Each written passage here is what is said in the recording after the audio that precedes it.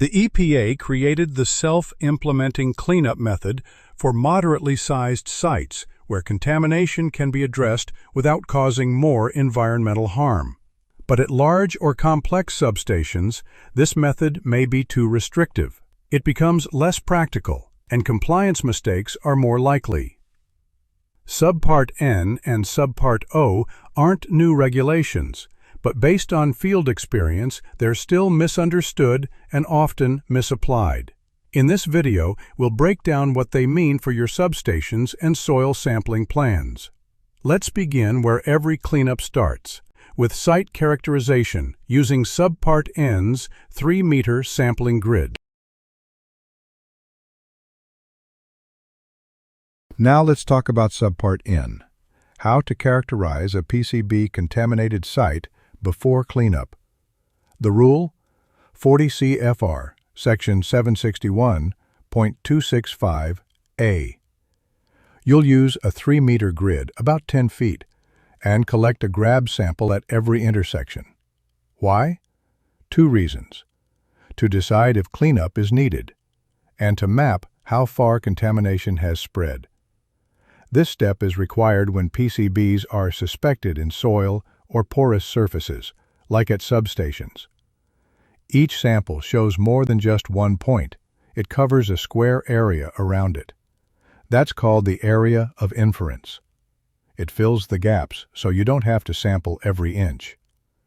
This grid builds the full contamination picture, and it's often overlooked in the field.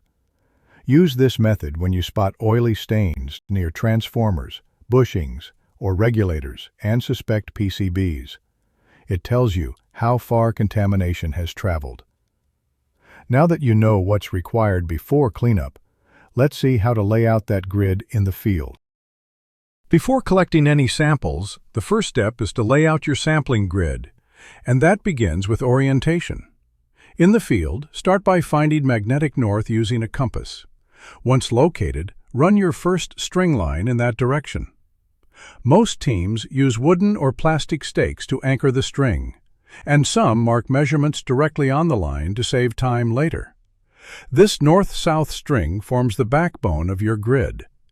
Once it's set, stretch a second line east to west to create a cross. This crosshair layout ensures your sampling grid is aligned, consistent, and fully compliant with Subpart N or Subpart O requirements. A well-laid grid up front reduces errors later, during both sampling and documentation. What you're looking at here is the standard Subpart N grid layout, required when PCBs are first identified on site. Each square measures 3 meters, or roughly 10 feet, and a grab sample is collected at every red dot, marking each intersection. This layout gives you a complete picture of the contamination boundary, not just the obvious hotspots. Subpart N and its companion Subpart O are designed specifically for porous materials like soil or gravel where PCBs can soak in. If you're sampling non-porous surfaces like sealed concrete or metal, you'll need to follow Subpart P instead. Whenever possible, orient your grid north to south, just as shown here. This aligns with the EPA's mapping expectations and simplifies your documentation. Keep in mind, this isn't just a best practice, it's a regulatory requirement, referenced in 40 CFR, section 761.265A and section 761.61A2 for all self-implementing cleanups. Once the grid sampling is complete and cleanup is done, we move on to Subpart O for post-cleanup verification. Subpart O covers post-cleanup verification sampling. Under 40 CFR 761.61, the standard cleanup target for high occupancy areas like substations is less than or equal to 1 parts per million PCBs. This threshold protects both workers and the environment in areas where people may be regularly exposed. Subpart O also requires the sampling grid to be centered within the cleanup area, not offset or shifted. If your soil samples come back at or below this level, no further action is required under federal regulations. But don't stop there. Some states have more stringent standards. For example, New York sets a lower limit of 0.1 parts per million for sites approved for unrestricted land use. Always confirm your state's requirements and reflect them in your cleanup plan and certificate of completion. Now, to verify cleanup, Subpart O offers 3 grid options: a standard 1.5-meter grid, a tighter grid for small rectangular areas, and random coordinate sampling for irregular shapes. Let's start with the most common, the 1.5-meter grid. This is the standard post-cleanup verification grid under Subpart O. It uses a 1.5-meter by 1.5-meter spacing, with a grab sample collected at each intersection point. This method is ideal for larger cleanup areas or any standard site layout. It gives you consistent, reproducible coverage, especially when verifying contamination beneath transformer pads or throughout work zones. The 1.5-meter grid is the default approach for most substations and ensures the cleanup meets EPA's statistical confidence requirements. But what if the area is too small for this full layout? In those cases, Subpart O allows you to tighten the grid. Let's take a look at how that works next. This is the tighter grid method found in Subpart 1, 40 CFR, Section 761.283.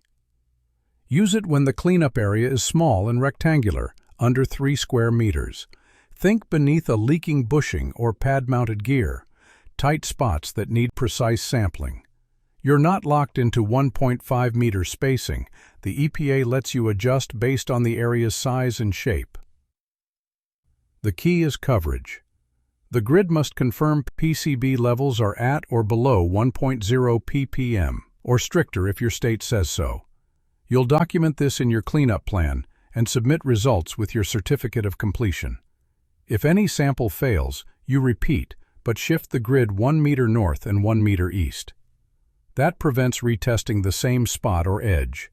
That's per 40 CFR, Section 761.61A62B. And if your site isn't square or rectangular, you can use random coordinate sampling instead. This is the random coordinate sampling method, used when the contaminated area has an irregular shape, not a square, not a rectangle. Think of uneven spills under control cable trenches around footings or runoff areas that don't fit a grid. In these cases, you won't use a fixed pattern. Instead, you'll generate 3 random sample points using a random number generator. You can use Excel or any online tool. First, measure the length and width of the contaminated area. Then generate 2 random numbers for each point, one for the x-axis and one for the y-axis. These coordinates will give you exact sampling locations inside the cleanup zone. Repeat this process 3 times to get your full verification set. Make sure all 3 sample points fall within the spill zone and record those coordinates in your documentation. This method ensures you're meeting the 1.0 ppm requirement, even in hard-to-map spaces. Whether you're mapping contamination or verifying cleanup, the EPA requires you to keep records for 5 years. That includes sampling data, grid maps, lab results, and all cleanup documentation. Before cleanup, use the 3-meter grid from Subpart N. It defines the boundary and extent of contamination. After cleanup, switch to Subpart O. Use the 1.5-meter grid for standard sites. Use the tighter grid for small, rectangular areas under 3 square meters. Use random sampling, just 3 points, for small, irregular areas. Your method depends on when you're sampling and the size and shape of the site. This chart helps you pick the right one and stay compliant. Thanks for watching. Stay safe out there and sample smart.